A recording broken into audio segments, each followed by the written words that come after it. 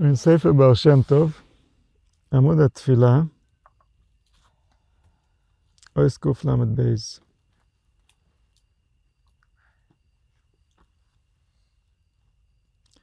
שמעתי אומרים שרב הקודש מרני רב גרשן, אומר פעם אחת למרני רבי סובה שם טוב זה לושן. כל זמן שאתה תוכל להיות בתפילה לא מברך עתו על פי רצונך, תדע כי עדיין לא הגעת לכוונס התפילה. He said to the Baal Shem Tov, as long as a person is still saying the words of the prayer, then he is not really praying. What does that mean? כי כל כך צורך אדם ליז בהספשטס עד שאפס מיתה כוח ושכל לדבר התפילה. It says, when does the real prayer happen? When a person forgets completely his existence, he gets so lost in the attachment that he has with the fact that he can speak to the source of life, that he has no strength and he has no intelligence. Whatever happens, happens on its own. So only when it happens on its own, then we know that the soul took over, the soul is really speaking. Otherwise, it's a sign that the person wasn't yet properly inspired. The soul is not yet present. That's why he still thinks that he is using his energy and he is creating the word. That awareness shows that he wasn't completely absorbed in the speech. There was still someone watching the speech happen. There was still someone who thought that he is doing the speech. And so when that someone still exists, the prayer is incomplete. There is a part of the soul that's not participating in the prayer. That part thinks it's praying.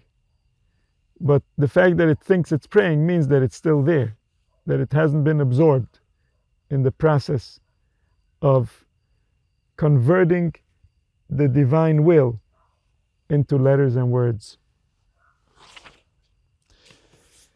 This was from the Avodas Yisrael.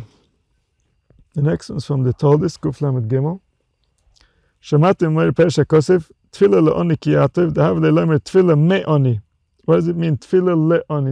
The prayer to the poor man. It should have been the prayer that comes from the poor man. והם של המלך, אחד גודל רחמן, שהכריז שכל מי שצורך לשל דור יוב וישל מייס המלך שייתן לו. There was a king that was very compassionate, and he wanted to make sure that the people in his kingdom have the right quality of life. They can experience the grace of the Creator through their experience on this planet, which was the original intention. That we should experience Him, we should love Him, we should cling to Him due to our experience on this planet. Today it might sound even laughable to some. And this is because this planet has turned against that will. But the design, the will was that the soul incarnates, and then through the beauty of the experience, it clings to the one who designed it. And it finds eternal salvation by realizing how close and intimate that relationship really is. And so, this king, wanting to enhance everyone's experience, he said, I don't know what my people need, but they know better than me. So he announced in the kingdom that whoever has a request, he should come to the king and the king will give him. Some will come for money. Some will want to be in charge of things. They will want to get positions, they want to be ministers, they want to have power. והנה יש אחד משכיל נמצוא, שביקש מהמלך שימצא חן בעיניו לדבר עם המלך בכל יום ג' פעמים. So there's one man, he said, my request to the king is that I want to be able to speak to the king 3 times a day. והוא טע בעיניו על שהוא משכיל, ונבחר לדיבר המלך עמו מזוב ומפז, וגוזר להם שכאשר ירצה זהו איש משכל, ללך אחד המלך פנימו, לדבר עמו שילך דרך כל העצת בית המלך, וית למה שירצה, באין מויכה. So it says, the king was so pleased with this request, because this was a demonstration of the wisdom and the love that this person contained for the king. And so the king was so impressed with him, he said, not only do I want you to come 3 times a day and speak to me, but I want that when you come to speak to me, you shall pass through all my treasures. And if you feel you want something from my treasures, no one shall stand in your way. And then you will come speak to me. This is a very different way of thinking than we think today. We're not used to thinking in terms of ultimate good, ultimate pleasure. How do I really please someone? But in the ancient world, this was a normal way of thinking. This is not unusual. We are the unusual ones. We're upside down. We don't realize that if we can make each other happy, oh wow, what a beautiful world it would be. And so isn't it what we should be studying and learning and educating ourselves on, is how do you make a human being happy? This king was a wise king.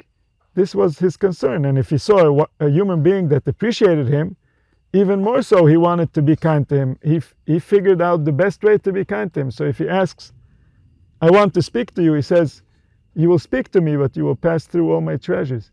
This is how the creator of the world designed, that there's so much good on top of good, that we, thinking that life is so miserable, thinking that things are so hard, thinking that somehow our suffering is really what he's after, I've completely forgotten how to see and how to understand the nature of what was designed. We've been blinded from seeing his kindness by suffering through the obstacles that humans place in front of each other.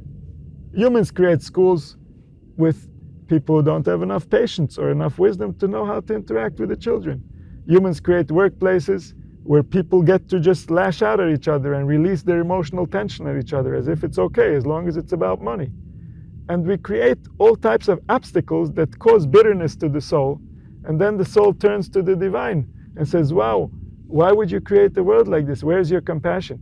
But the design of the world wasn't so. The design of the world was compassion on top of compassion. The body, anything you tell the body you want to develop, the body starts improving. The body starts making more of it. The body goes in whichever direction you tell it. Humans have used that to make us addicted to phones and busy with technology and all types of manipulations where, again, obstacles created by humans. But the original design of the king is, ooh, you want something? Not only will I give you what you want, but I'm going to figure out a way to make it even better. And so this way of thinking is the designer's way of thinking. Our way of thinking is the resistor's way of thinking. Once life becomes difficult and we start resisting life, so we think in very different terms. It's like, what's the minimum I could do to get away with it? What can I do so he doesn't scream and doesn't get upset with me? But not, what can I do so that he's so pleased that he doesn't even know what to do with himself. He just wants to have a little dance. And so there he says, the king says to him, you're getting to go through my whole palace and you get to take whatever you want on the way. And then you come and speak to me 3 times a day. והנה, המלך בעצם נקרא עוני. The king is called a poor man. Why is the king a poor man? If the king wants something, he has to speak to someone. He himself doesn't have anything. He has ministers, he has people. Everything is going through someone. That's the nature of the king. So the king is like completely separate from everything. He says, I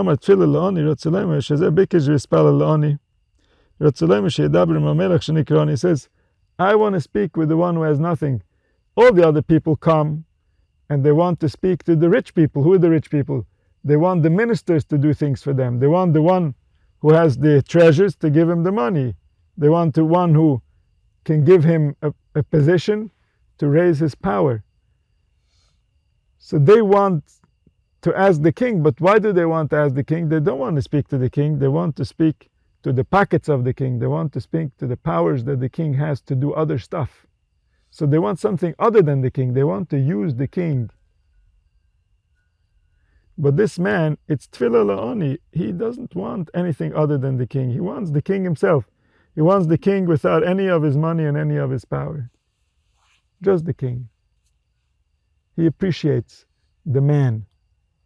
Not his position, not what he can give me, not what he can do, not what I can get away with. But there is a force in there, there's a being. He identifies with that being. He wants closeness to that being.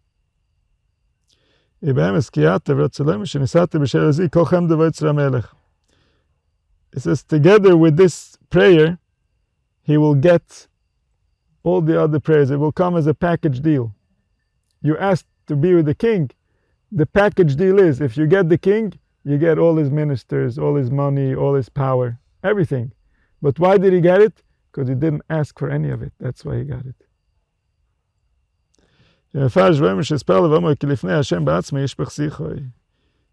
His purpose, his desire, his goal is that he should be able to spill his heart before the Creator. Because he wants to speak with the king, speaking with the king includes all the powers and all the gifts and all the treasures. That's from the Talmud. Next one's from the Ksonis Pasim, it's also the Talmud. Ois Kuf Lamed Aleph, Shemati Memori, כי רב נחמיה בן הקונה, אחר שיודע כל הכוונס, ומספר לו כתינוק בן יום. So there's the knowledge of how do things operate in the spiritual realms, and there's the actual performance of the request, or the ritual, or when we try to accomplish something that's going to change something in the spiritual world, it's going to change something on the level of soul. And so Reb Nachmani ben Akona was a big mekubal. Reb Nachmani ben Akona was the teacher of Rabbi Akiva and Rabbi Shmuel Kohen Gadol in Kabbalah. And Rabbi Akiva was the teacher of Reb Shimon bar Yochai. And so Reb Nachmani ben Akona was of the greatest Kabbalist that ever was. He wrote the oldest Kabbalistic Sefer we have, called the Sefer Aboir.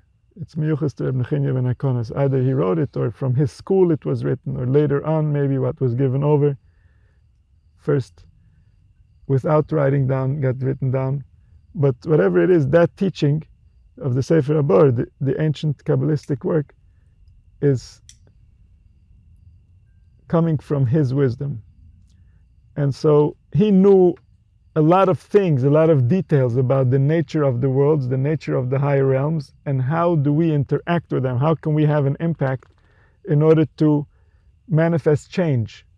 How can we create change on this realm by going into the higher realms and knowing our way around there? Reb Nachmani ben Akona was an expert at going up. He could sit for days in meditation and he wouldn't move, he wouldn't leave. He would be completely absorbed in the higher realms in order to assist in the direction of the development of humanity, so that the soul, so that the Shekhinah has the right compass to know how to translate what's happening in our world on the ground back up to the higher languages where everything accumulates and everything together comes out into manifestation. So he would go into these higher realms and he would be able to interact with the beings over there. And yet he said, after everything that I've learned, after everything that I've discovered and I know, when I want to speak to the Creator, how do I do it? What is my intention? I leave all the technical language, I leave all the details that I've discovered, and I remember how it feels to be a child next to a father that loves. and then I speak to my father like I would speak to a father that's standing in front of me, a boss of Adam. Because that mashal, that metaphor of speaking to a father is exactly correlated to all the technical details of how it means to speak to someone higher than you that has your life in his hands. You're dependent on them for your well-being when you're a child. And so how does it feel to speak to a greater power that has your life in his hands? It feels exactly the way it feels for a child to speak to a father. And so then all the technical details work themselves out automatically.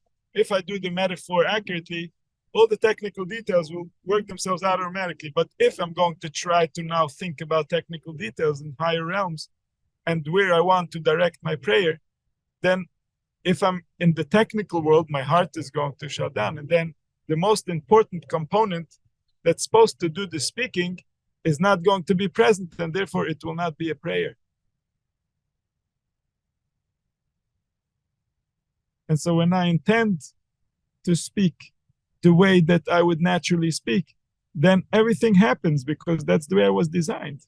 It was designed so that if I speak to one who is above me, that I know that everything depends on him, then all the technical details fall into place automatically.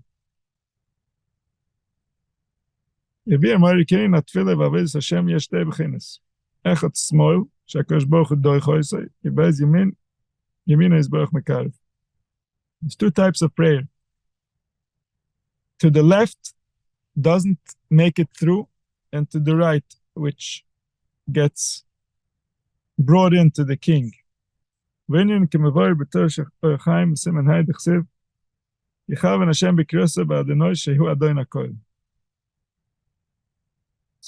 when you say the word Adonai, it means you're speaking about the master above all masters. When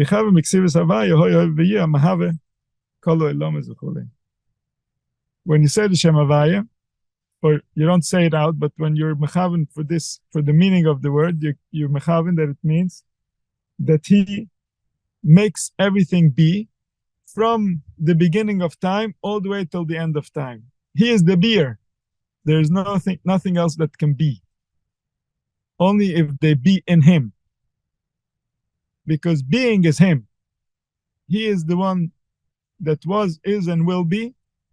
And everything that is receiving that at that time, in that place, live, directly from him. There's no other way to get it. You're not here because you were born years ago and your body is still alive. You're here because right now you've received life. Why did it choose to give you life? Why is your life in the way that it is?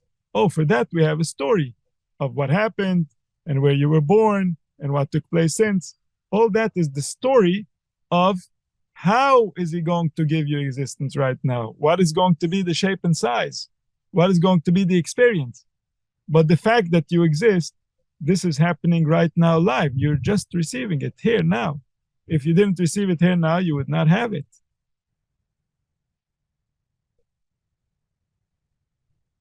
And so therefore the name of the four letters means the being that be is all that is. He says, you Hashem, you, the one that is all, was all, and will be all. To you I direct my attention.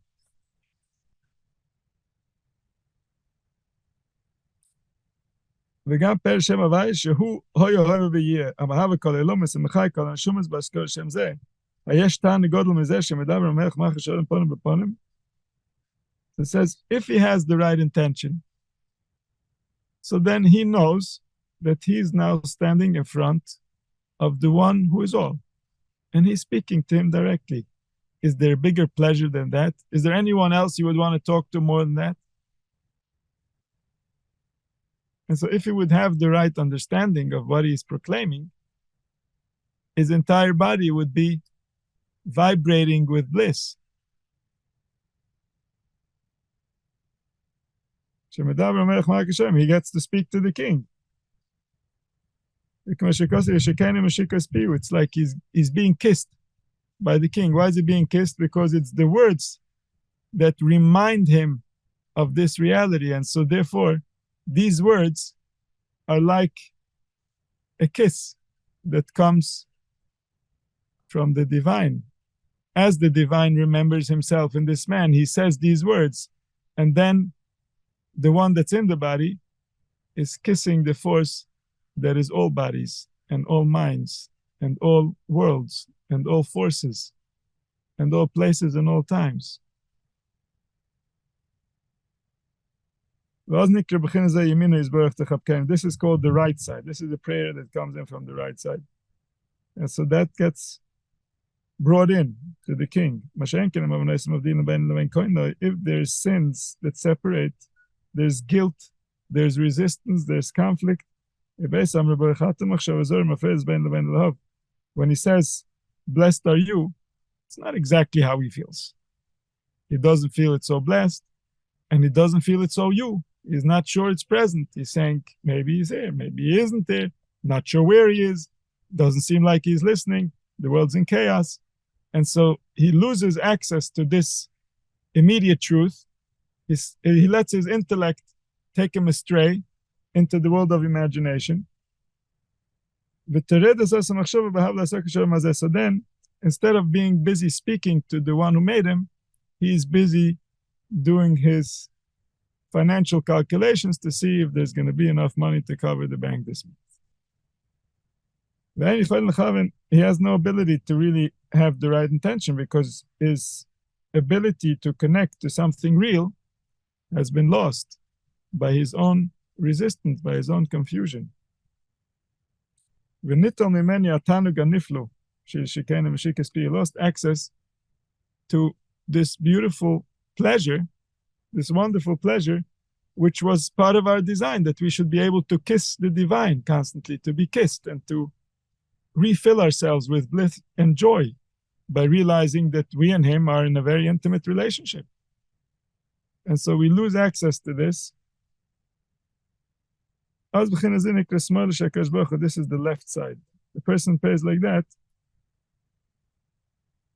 That prayer doesn't go in because the prayer is not accurate. It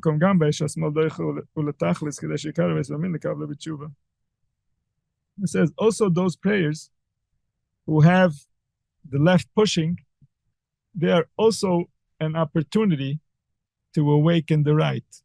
The fact that he's praying, the fact that he's trying to connect, the fact that he's doing anything in this direction is an opportunity to say, oh, really? If I'm doing all this, it means I really believe in him. It means that he really is here. It means that I should fully commit to the words that I'm saying. And then this could bring him back to the right. This can awaken the love. This can remind him to remove his resistance and return and repent to the life force.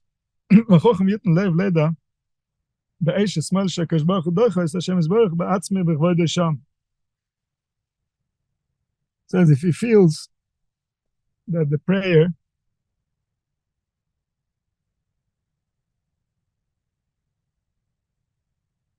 is not accurate, and therefore he feels like he's being pushed away. He says, if you're being pushed away, know that he is right there, the king. Why? Because he is the one that's pushing you away. How are you being pushed away if there's no presence? There's someone there that you said you would like that he should receive you, the same upon your office. Your prayer should go in the right way. You should feel the love. You should feel the connection. And now it's going the opposite way. It doesn't mean he's not there. It means he's very much there. He's pushing it away. So he's there. You're in the middle of a conversation with him.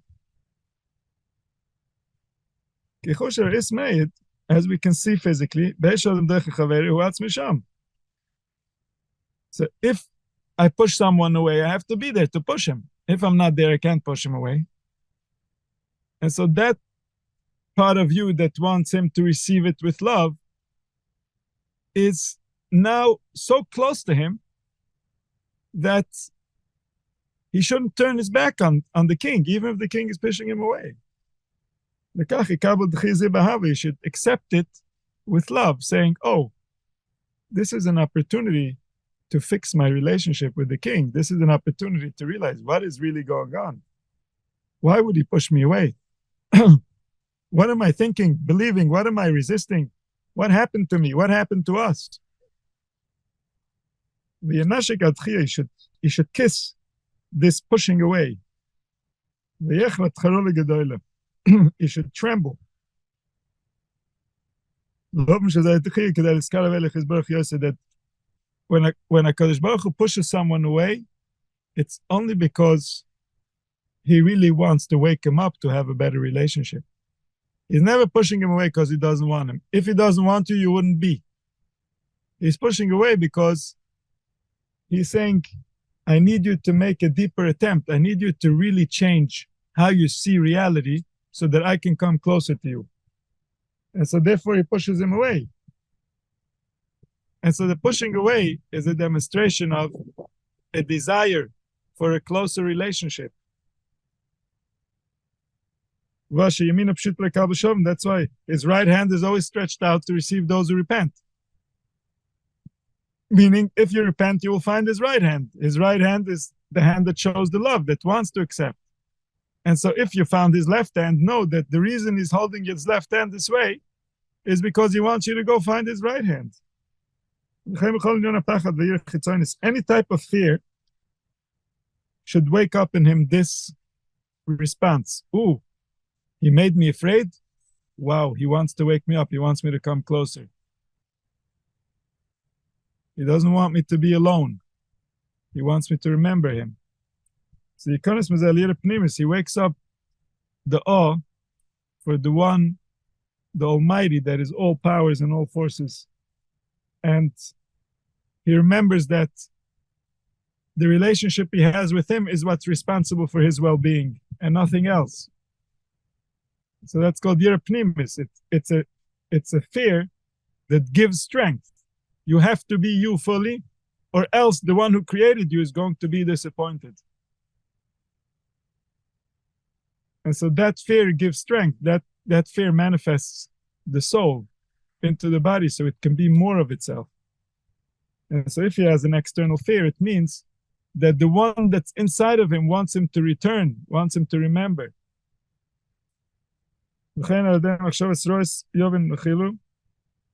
So any evil thought, he should know that there is the reason why this thought came. And really, the only reason the life force would dress up in such a thought is because it wants to get a bigger gain. It wants to awaken a bigger love. It wants to make things even closer than before. That's why. Something is standing in its way, and that's why it's acting out. Agam, Shanshiki Manis Barchtov Yosem Alchia. Of course, we would rather get a kiss than being pushed away, but being pushed away is also a form of relationship.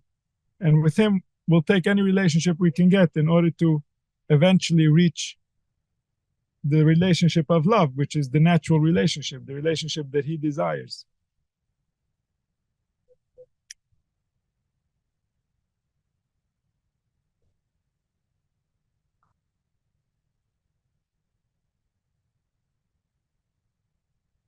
Next one's also from the Talmud.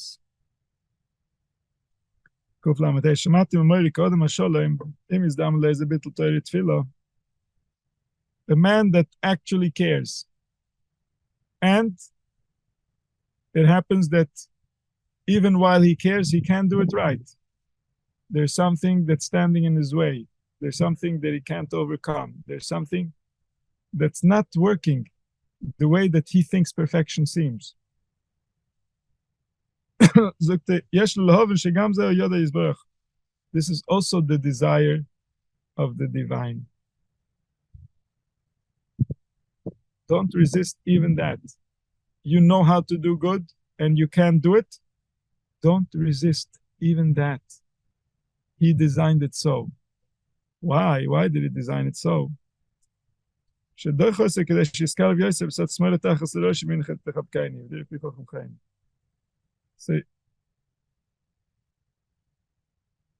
left is preparing for the right. The left doesn't have its own kingdom. And so if you're being pushed away, it means he wants something bigger from you. You want to learn. Right now you can't learn. It's because he wants you to desire to learn. Don't say, oh, he doesn't want me to learn. Okay, I don't need. You want to learn? That's great. Continue wanting to learn. Why does he do this? Because the more you will gain appetite, the more you will gain desire. The learning that you will end up doing will be different as a result. You want to be happy, but things are constantly happening. You can't yet be happy. He doesn't want you yet to be happy. And so you continue to do your thing, continue trying in your own way, because he has an intention for this. He has a purpose for this. He's setting something up that's going to result in something more magnificent, more meaningful, more accurate. And so when a person has the right intentions, whatever happens, don't resist. If your intentions are wrong, oh, you got work to do, otherwise you will mess up the whole world. You will destroy everything good. If you don't have the right intentions, or God forbid, if you don't care. But if you have the right intentions, if you really want to help, if you really want to do what's right, don't you get discouraged by the results, because then you will lose what you've already acquired, which is your desire to do it right, because of things you don't understand. You don't know what he wants from you. You don't know the mission. You don't know what's the ultimate good. And so stick to your desire and don't get confused by what comes out. Let what comes out come out. That's his business. That he knows. He knows why it needs to happen this way now, and later that way, and later the other way. But you hold on to what's right within you, that you want to be attached to the ultimate good, whichever way it might be, not in any specific form. Don't make a form. You don't know the form. You can never know. You don't know what a proper human being looks like. But you better want to be a proper human being. With all of you, you want to be a proper human being. And so then the proper human being will grow out of you. You will allow what's proper in you to grow. But if you have an image, if you have a way that you think like this it must be, it is for sure wrong. And the proper human being is going to be killed. The proper human being will never manifest in a person that has a predetermined way of what they want to become. They will never be proper. Because that alone is not proper. That's forcing something. That's thinking that we are smarter than reality. That's thinking that we can instruct the spirit better than it knows itself.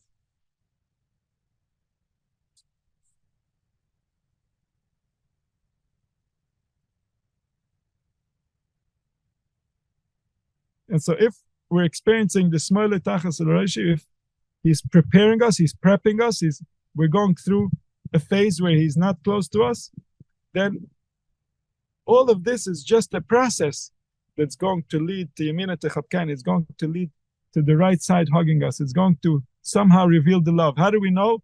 Because our intention is accurate. This is what he desires. He wants our heart. Our heart is our intention. We don't know how to calculate consequences. We never knew and we never will know. It's way more complex than anything that we can calculate. There's so many variables that are not in our control. And so it's not about the consequences. It's about the intention. The intention is right. He will lead you to the right place. It doesn't seem right. Continue desiring to do right. Maybe what you thought right is exactly the opposite of right. That's why it doesn't seem right. Continue desiring to do right. Continue to educating yourself on what right might be. Continue to listen to what's coming out of you, to what your organs are responding. Because in there is the truth. In there is a much bigger truth, not a truth that you were ever taught in school.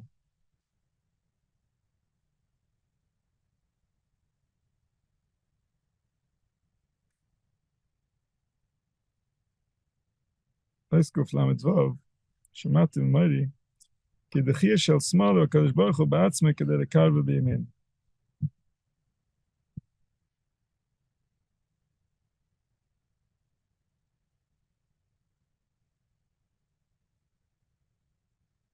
Everything alone, everything that happens, everything that comes into our experience is only He alone, is only one alone. And there's us. And we're not separate from Him, but we're also not completely Him. We are the essence. We are His essence, but we are not His awareness. And so whatever happens, it's only Him, it's always Him, it can never be anything else. The question is, how do you learn to dance with Him so that you don't get into conflict?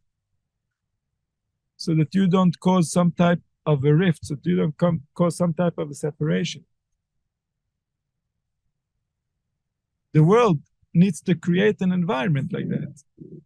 Humans require an environment like that. Right now, humans are like fish out of water.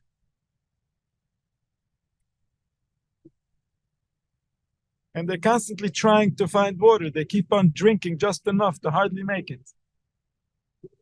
But they're not in water. They're not swimming within a safe environment where everything is right and therefore they can prosper.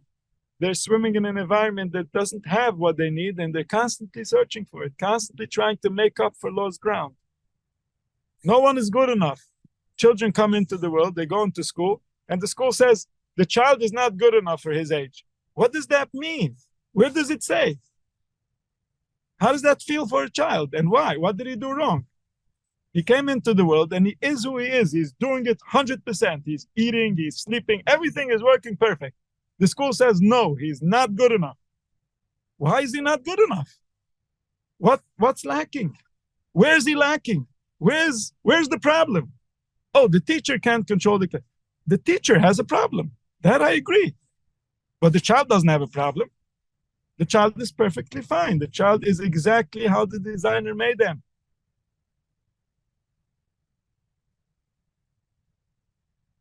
The teacher has many problems. If we will just observe the teacher, we will find many, many problems with the teacher. The child has no problem.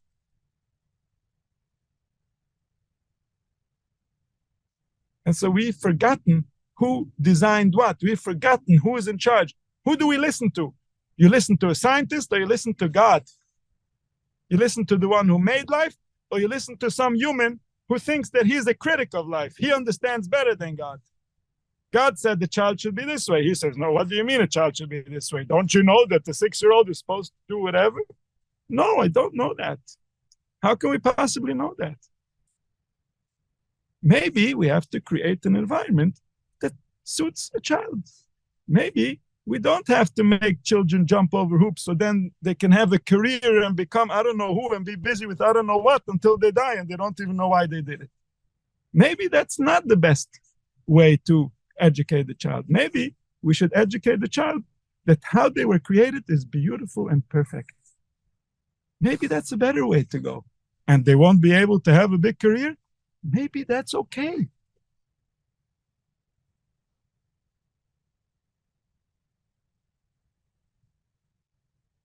It's bad enough that some people have to have a career. We don't have to curse everyone. This person was not designed for that curse. They were not meant to climb any ladders. They were meant to enjoy their existence and grace us with their presence and reveal to us the real nature of love and life and joy.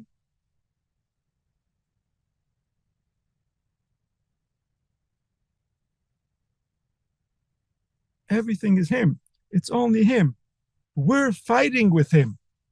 We're arguing with Him. We're being stupid. Of course it hurts. Of course we're filled with resistance from head to toe. Because we've created an environment, we've created the culture who totally disrespects the nature of what's being created. It totally disrespects the very clear desire of the one who made it. It disrespects the dignity of every soul that arrives, steps on it. Look, where's God? No, where's God? Where are we? Where's humanity? God is doing what he's doing. He's holding the entire structure in place until we figure it out. Where's humanity? Where are people? Where are the hearts? Where are the natural emotions that we were designed with? Something is very off. Something is very wrong. And then, of course, our prayer goes nowhere. We're speaking as if it's all just for show. It was all, oh, you want me to say it? I'll say it. Did I say it good? You're happy now?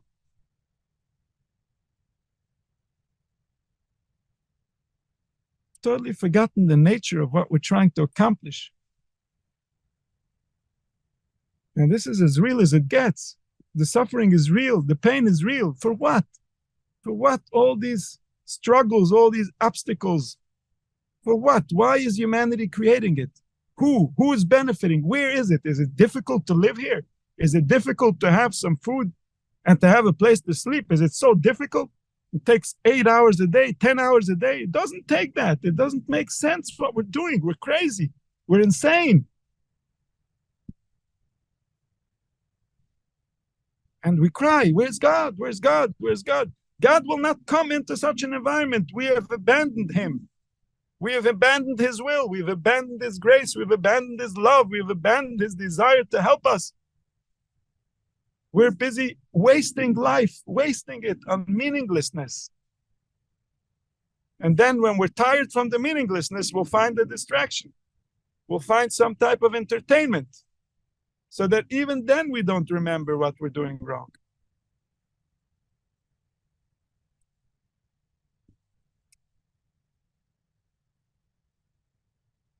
We've forgotten how great we are. We've forgotten how important we are. We've forgotten how powerful we are. Every word that's being said is building worlds, is changing realms. Angels are running. Where are we? What are we doing?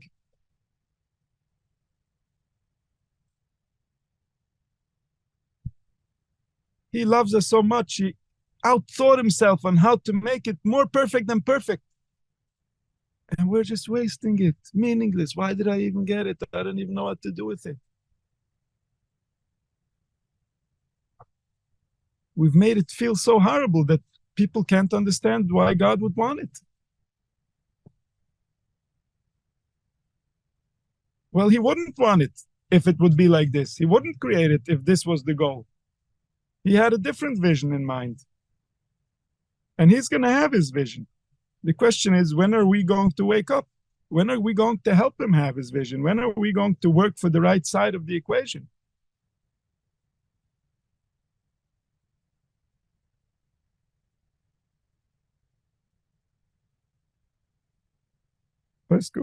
שמעתי ממורי שרוב עם וסנוסו של האדם גורם שנשרחק מעבודת השם יתברך. A person who is humble, the wrong type of humble, will never get anywhere spiritually. A person who doesn't realize that a human being is the ultimate power that exists in this universe will never achieve his spiritual size.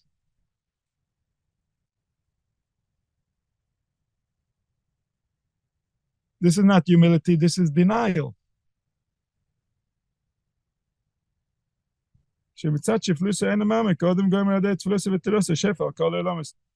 He's so humble, he thinks his words mean nothing.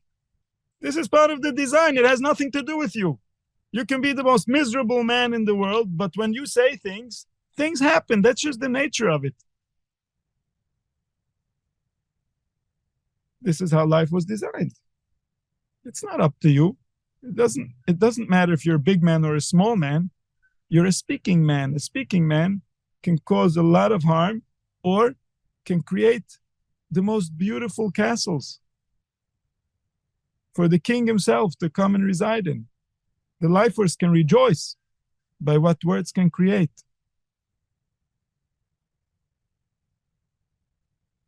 Even the angels are getting food from his speech. If he would just believe this, how much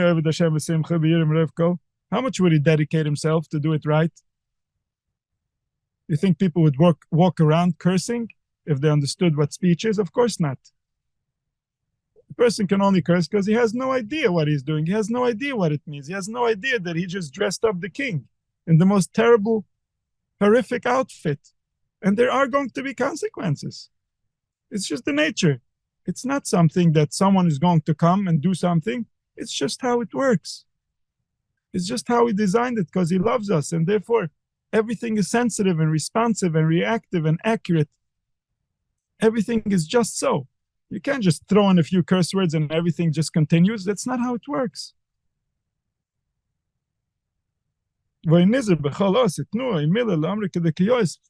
He would feel every letter, every syllable that comes out of him. He would vibrate from joy as he is creating the spirits. If he would only understand what it means, if he would only understand and appreciate what he's doing. אם תשקע מבין שפתיים שהקדוש ברוך הוא שומע ושוקט על ספסי יודם לנושקה כשאומר בתורה בתפילה בתחילה לחימה הקדוש ברוך הוא כביכול the life force itself is waiting for a moment when man opens his lips with wisdom.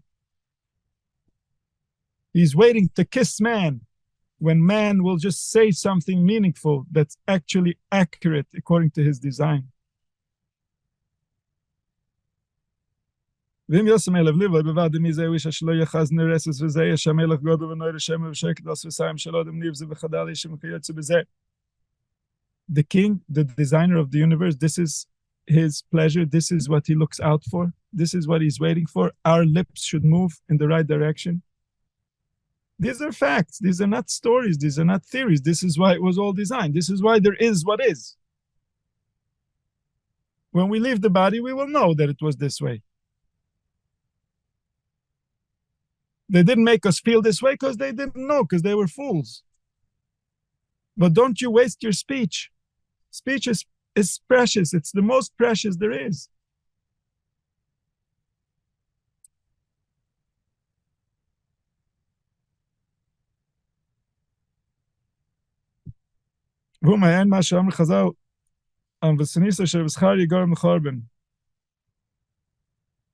That sometimes a person thinks he's being humble, but his humility means that he's actually not doing his task with the right passion. He's not doing what he was meant to do.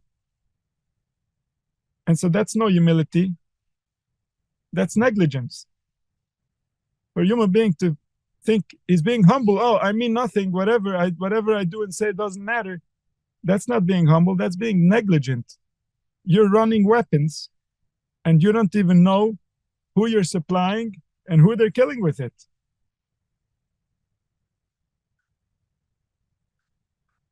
A human being is a ladder. His feet are on the ground, that's his body, and his head is in the heavens, that's his soul. And so what he does down here with the body affects directly what happens in the heavens, but with his soul. His soul is part of the community that's managing the planet, but not just the planet.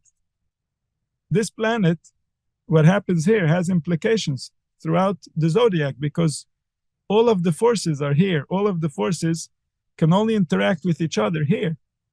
Up in the heavens, they're all distinct, like all the stars. They all have their place and they all have their name and they all have their location. But where do they interact with each other? Down here in us. So a human being is like a ladder. His body is on the ground. His head is in the heavens.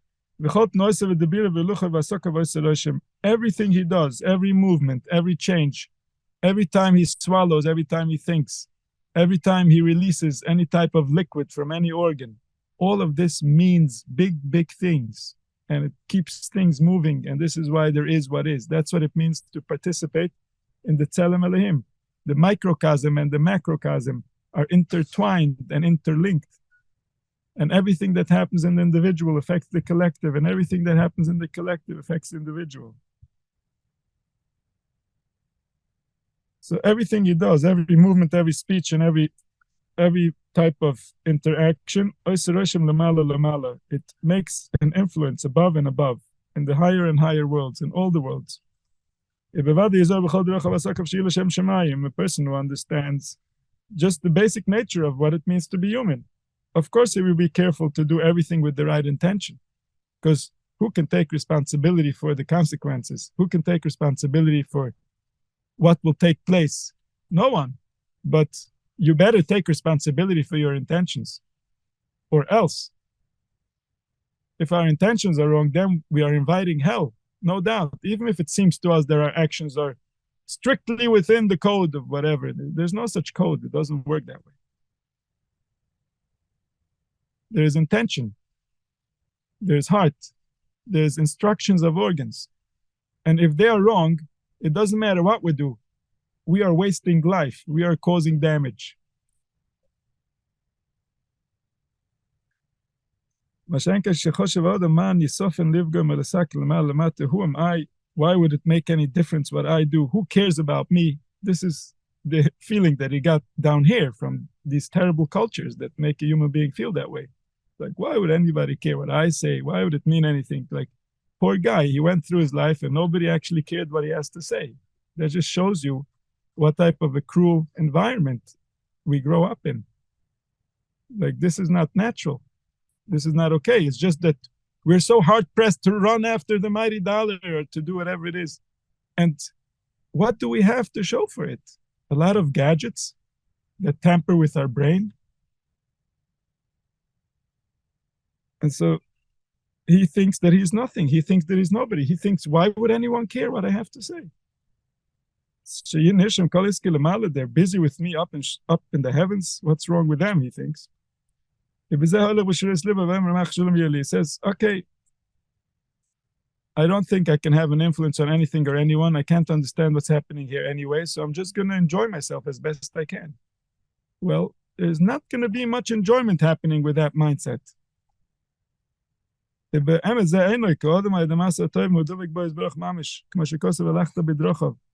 That a human being is literally the hands of the Creator. A human being is the closest there is to the Creator in all of creation.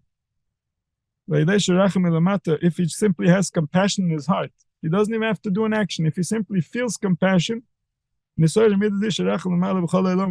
the worlds they feel compassion as a result. He changed the settings of all the worlds if he felt a little bit more compassion. The collective became more compassionate. The interaction between the worlds became more compassionate. There was more love between lovers. There was more kindness between friends. There was less argument between enemies. Everything because he felt some compassion.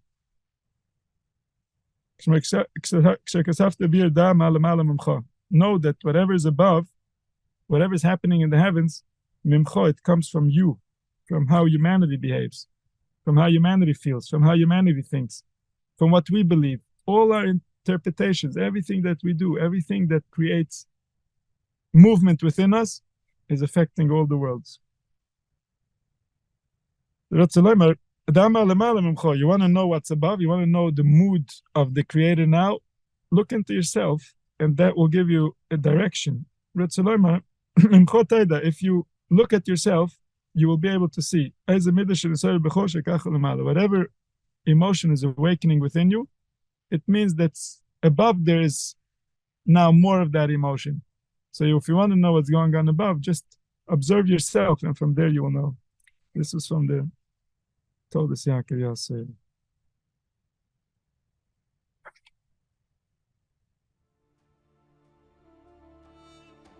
Right. We'll stop here.